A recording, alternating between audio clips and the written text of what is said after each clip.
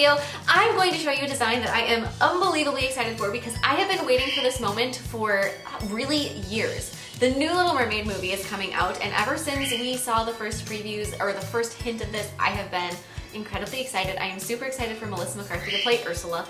As a avid villain fan and a Melissa McCarthy fan, this is like the best news I've gotten in cinema history. So, very excited. We have the beautiful Halle Bailey painted as Ariel on this set with lots of glitter and reflectiveness and water splashes and ombres. It's so beautiful and so just soft looking as well. I hope you guys like it as much as I do, and don't forget to click subscribe to see all my future videos as well. We are going to begin with that ombre that's going to be the sunset from the index, middle, and ring nail, just kind of like going across as a little mural. So I'm going to start with a light blue, and then I'm going to be adding some purple kind of right on the sides, more on the sides than the middle. And then I'm going to add some pink, still with that focusing on the sides, a little bit across the middle nail. And then with a corally light peachy color, I'm going to be filling in the rest of the space on all of the nails. Then using a sponge, I'm going to be dabbing across them to blend the colors together. If your gel polish doesn't seem to blend together very well, you can do a couple tricks. One, you can soak your sponge piece in some water. That'll help prevent the sponge from soaking up the gel polish and blending it a little bit better. I have not tried that trick myself though. Something on my to-do list. Or you can use some acrylic powder to do an ombre. There's just some different tricks. After you've done the first coat, if it does seem to go well, just go ahead and do a second coat and a third and whatever you feel like until you are happy with the finished ombre.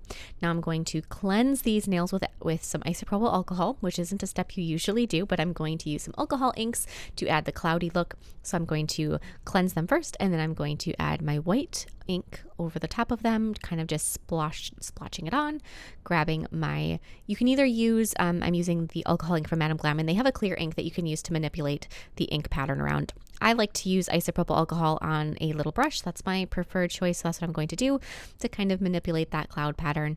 That's part of the reason why I wasn't too worried about the ombre in the background, because it doesn't need to be perfect by any means because we're going to be doing this. And now I'm going to take some white pudding gel, and I'm going to brighten up the area right behind where Ariel will be. So that's right across the middle nail, letting some of those colors poke through, but still just brightening up that spot. And then a layer of matte gel top coat. And after that's done, I'm going to start painting Miss Ariel. So I wanted to do the iconic pose for both Ariel, the original, and for the new one, where she's up on the rock and there's the water splashing all the way around her, and she just looks so optimistic and so hopeful. So that is where I'm going with this. So I'm going to start by painting a silhouette of her, and I'm not going to worry about doing her tail or her hair or, leaving a space for where her top is or any of that stuff. I'm really just focusing on kind of getting the base shape of her down, minus the tail, because I'm going to leave that part blank. And I'm just going to add her arms. And at this point, as you could see, I did draw in like all of the shapes of her torso, and then I kind of covered them up when I added her arm. Don't just try to do the outside shape and just go straight from like shoulder, chest, arm.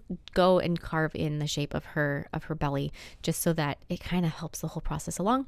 With a very dark brown, I'm going to be adding the rock that she's like leaning up against, and then with a copper color, I'm going to be adding her hair. So different places in the previews I've seen, I've noticed that her hair looks more or less red, and I kind of wanted to play up those copper red tones. So I'm going to start with a base of a really kind of burnt orange copper color, just so that, like I said, I wanted to play up that copper color. So we're going to be adding that. And now I'm going to be going in with some lighter colors to start highlighting her skin. One thing that I have noticed, and that I have even mentioned in a lot of my videos when I have painted somebody that has a darker skin tone for a design or for anything really, is that I really don't like to use anything that has a gray tone when I'm painting a darker skin tone, because it just it makes somebody kind of takes the life out of them. And that I like to use a lot of brighter colors, especially for blending. So like, a hot pink to add a little bit of blush in the cheeks, because once it blends in, it looks so beautiful. The thing that was tricky with this particular design is, from this perspective, she has wet skin. So if she's got wet skin and everything around her is blue ocean, what is going to be reflecting onto her skin is going to be cool blue tones, which goes against my philosophy on how I typically prefer to paint people that have a generous amount of melanin in their skin, because I don't think it makes them look as alive. I hope that doesn't sound wrong, but it takes some of the life out of their complexion. And I personally just don't think it turns out where it looks correct. It doesn't look right. There's something just looks wrong. It doesn't look like the person that I'm trying to paint. But in this particular circumstance, I do need to use those cool tones because she is in this surrounding water. And so it was a very interesting balance for me to go through and paint this. So this was a challenge of epic proportion compared to what I was expecting when I sat down to paint her. I was like, oh, this will be good. And then I was like, ooh, there's some challenges that are hidden in this. So as you're painting a character, whether it is this one or any character or any person where you are going for realism, have the main color that you're painting and then have secondary colors. So you're going to have the main color that you're using to paint what you would consider to be the closest representation of their skin tone, and then lighter versions and darker versions of that color so that you can add depth and highlights. Anywhere that you're adding shadow, you can use more of a gray tone because there isn't the light that's playing off of this is a person or this is anything really when you're painting. So have all of your colors. There can be more gray tones, but in the highlighted areas, you want there to be a higher saturated color. So more of whatever color tones that is, less gray. And then you've got this particular character where in the sun, it's reflecting off of her and it's going to reflect off kind of blue. It just is one of those, I highly recommend if you like painting people to give it a try just because it's a fun little challenge and it'll make you think a little bit. I'm going to add in her facial features because I do want this to have a soft, airy look about it. And because she is very tiny compared to a lot of when I paint a character's face or a person's face, I do try to make the face fill the nail just so that there is the space to add in as much detail as possible. I wanted more of her to show, more of her body, so it's more of a complete picture. And it makes it so that the amount of little details that can be added in are lesser because there is just not the space for it. So take your time and, highlight, shade, do all that stuff you have to do. But especially like in the eye area, I'm not going to bother painting individual eyelashes. It's just not practical. So I'm just going to keep going through highlighting where I need to highlight, shading where I need to shade. When you are painting somebody like this, and you are doing this, if it is kind of out of your comfort zone, one thing I like to recommend is if you zoom in on one section. So you're painting her chest right now, have the picture on your phone or whatever your picture is. And if it's on a piece of paper, if it's printed out or if it's from a book, block off everything else. So maybe lay some other paper on top of it so that you have a focus zone that you can just put down and you can focus on. So after I painted her, I decided she looked too blue to me. So I mixed my original skin tone color with some just gel top coat, and then I washed over her. All of that shading and highlight did poke through. It just made it look I don't know. I felt she looked a little less alive than I wanted her to. So I just kind of warmed up her skin tone all over. And, going back and forth, I don't know if that was the right decision or not. As I'm watching this video and the footage, I'm thinking it probably wasn't. I should have left her how she was because she did look more ocean reflective. But, such is life. I had one of those moments where this does not look right. And then here we are. So maybe don't do that in your rendition of it, but we're going to just go with it. So keep adding. I'm going to add the highlighting and the shading to her hair with more of those coppers and red tones. I'm going to add the same color that I used in the background. I'm going to add a little bit of highlighting with that. So that peachy, very light color, the last color I added to the ombre. Burgundy on her lips. Whenever you're painting these tiny characters, and you have gel polish or gel paint on your brush, it's one of those problems, I don't know if anybody's experienced this as much as I have, where you get like a little ball of color on the very tip of your bristles. So, and usually when that happens, it's actually away from the very tip of your bristles. So it's like the point of the brush and then, a half a millimeter away, very close, but not right at the end. There's this big sphere of product. If that happens to you, what you have to do is you actually have to put more product on your brush and dip your brush into your product so that it goes almost all the way up to the brush handle, all the way up through the bristles. And then you have to kind of like twist your brush in it. So just like rub it back and forth and swipe through it a couple times. What that's going to do is that's going to evenly distribute the product up through the bristles so that it doesn't want to grab and clump together. And it will make it so that throughout the entire brush, there's a very fine layer of color so that when you go to paint with it, it goes on so much smoother. So I will do that. And a lot of times I just have a base of product loaded in my brush. I'll have, clear residue in my brush from when I've cleaned it. And that little bit of residue left in the brush will help the pigment stay where I want it to stay. So I don't have to dip my brush in all the way. I do still kind of work it into the end of the brush, but I don't have to dip it all the way up, and I can still get it to, stay where I want it to stay. So if you've had that issue, I know I've had some people that have reached out to me asking how to fix that in the past. That is a great way to fix it, is you just make sure that you work that product all the way through. And if you clean your brushes in gel top coat, which is a great way to clean them, then that makes it so that it kind of is primed for successful painting. I pretty much have Ariel done. I'm happy with her face and her body. I now get to add the fun stuff like her tail and her top. So I'm going to use a rich purple color to start the top, and then a teal to start her tail. All of these color names will be in the description box below. They are all from Madam Glam. And so if you are curious about any of them, you can definitely check there to see what colors I'm using. Some of them may be discontinued. Not all the colors I'm using are brand new to the company. But new or old, Madam Glam's gel polishes and gel paints are the best I personally have ever used for painting in this style, because they don't self-level very much, which is usually something people look for in gel polish. And I don't think that Madam Glam's self-level as much as most of them do. To me, OPI and shellac are like the worst offenders for self-leveling to the extreme. So then when you go to paint whatever it is you're painting, all of a sudden all your lines are blended together. Madam Glams don't do that, and I still feel like they paint a lovely background that is super pigmented and precise. So they are just the best in my heart. I do love them. Yeah, so we're going to keep adding the details. The great thing about this version of Ariel's tail is that it has more color to it. It's not just that green color. It is so reflective and so beautiful. It's got more purples and blues. It even has some, when I was looking at different photos, very reflective areas that almost kind of look golden. It is so much more deep than what the original one is.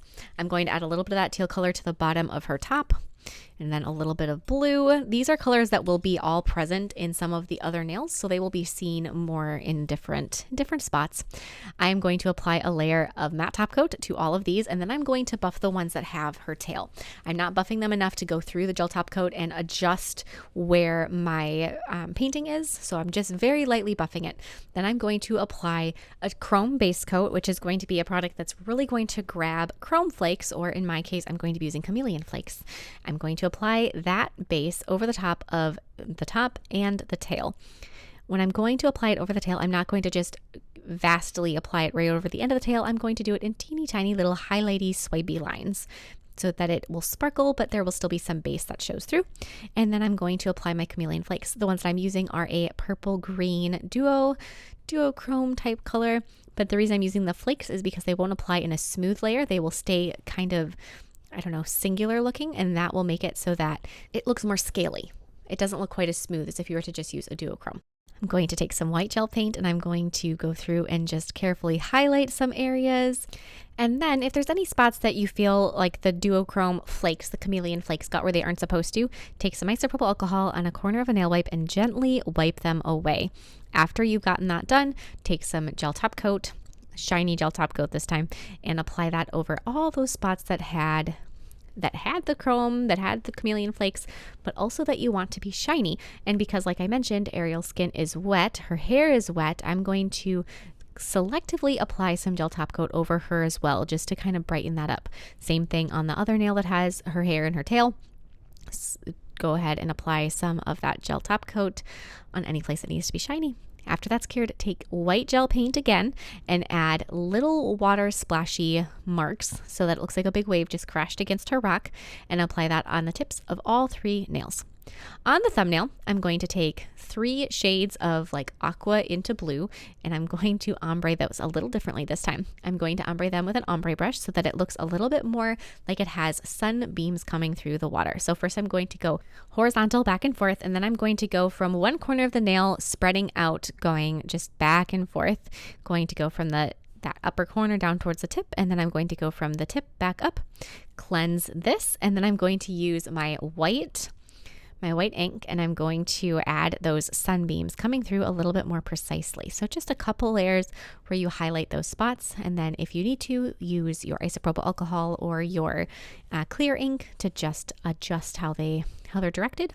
use some of that white pudding gel on a sponge to highlight that upper corner where the sunbeams are originating.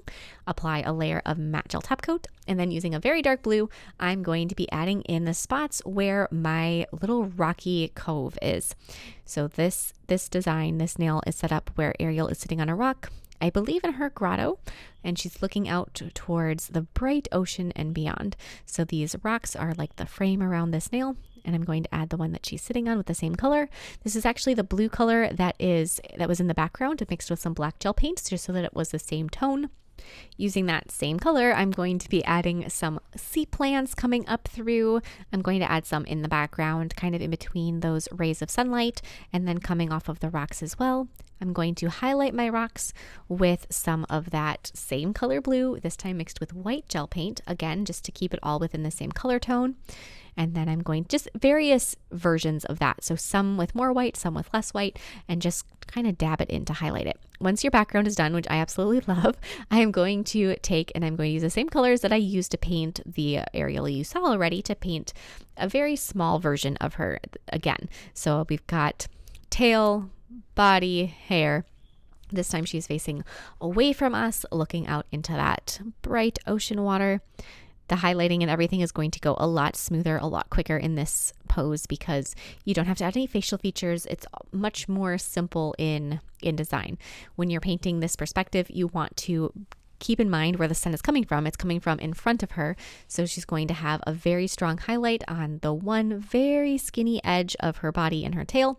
And then the rest is going to mostly be in shadow. So as you're going through and painting, when you go and do your highlights, really focus them just on one small spot on the side of her face that is facing towards the sun. Add the shading on her hair, same thing, very small area of highlight. And then on her tail, there's the opportunity to add some more of those little details on the tail, some of those extra fins. Apply a layer of matte top coat over the entire thing. And then just like we did on the other one, we're going to add that chrome base over the top of her tail. You can't really see her top from this perspective, so don't bother with that. Then your chameleon flakes and then the little white highlights. Same process, really the same process. For the white highlights, I did carry those up onto her face, arm, and hair a little bit. Try to cleanse off the extra chameleon flakes that are around, and then apply your gel, your glossy gel top coat over all of the areas that you want to have that. So I'm going to go over the rocks too. So not just Ariel, but I'm also going to shine up the rocks, some of those seaweed or whatever kind of under the water plants those happen to be, and then on top of Ariel so that those spots are all the shiny ones. Now on the pinky, last but not least, we're going to do an ombre from the purple used for her top, the blue, and the teal color. So these are all three colors that are up, present on both her tail and her top. So we're going to use those. First coat, second coat, and this is the one that did not want to ombre quite as efficiently. So you may consider using one of those other methods. And then I'm just going to go directly over the top of it with my chameleon flakes. These will stick really well just to the inhibition layer that is on the nail since we don't need to block off certain areas. Apply some matte top coat. After the matte top coat has dried, take a dotting tool with glossy top coat and blob it on. So you don't want to cover this up completely with the matte or with the glossy top coat. You just want to give it a nice texture. It'll look so amazingly scaly. And that is it. I hope you guys love this one as much as I do. I can't wait to watch the movie. It has been a plan for a long time that we are taking Melody to go to the movie on her birthday because she is excited like me, and it comes out right before her birthday, so it just works out so perfectly. It's been a plan for probably around a year that we're going for her 5th birthday. So we're excited. I hope you're excited. I hope you like this, and I'll see you all next time. Bye.